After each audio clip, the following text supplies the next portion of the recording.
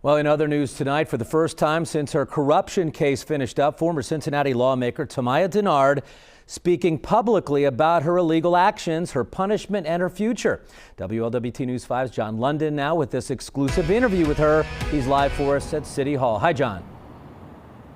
Yeah, Mike, she's not one to dwell on past misjudgments and mistakes. She's had a lot of time to think, tells me she's doing some writing and reflecting on the people she knows she's disappointed.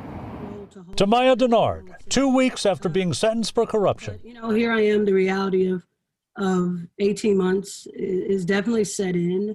Federal Judge Susan DeLotte delayed the start of her prison term because of the pandemic. The disgraced former lawmaker did not comment at the time, but she is now, saying she respects the judge's decision and regrets the way she let the community down.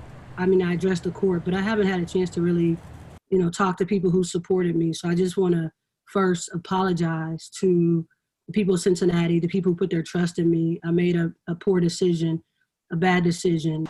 One that tarnished the image of City Hall. Here she is being sworn in 3 years ago, the crowd buzzing with an air of fresh promise and perspective. We will have a roll call vote on the election of Tamaya Dennard as President Pro Tem. The lighthearted moments. Councilmember Dennard?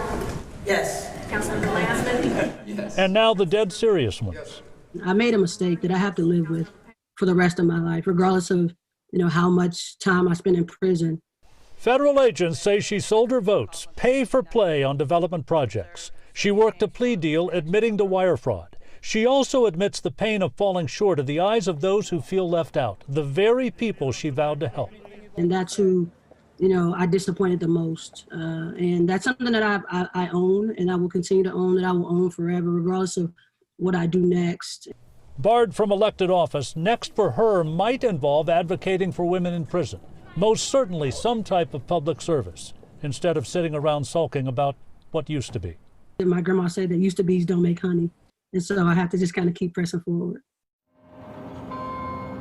And depending on the pandemic situation, if Tamaya Dennard does start her prison sentence on March the 1st, she tells me there's work to be done in there, that she cannot turn off her service switch, that whatever she does, she says she intends to try to do the best she can.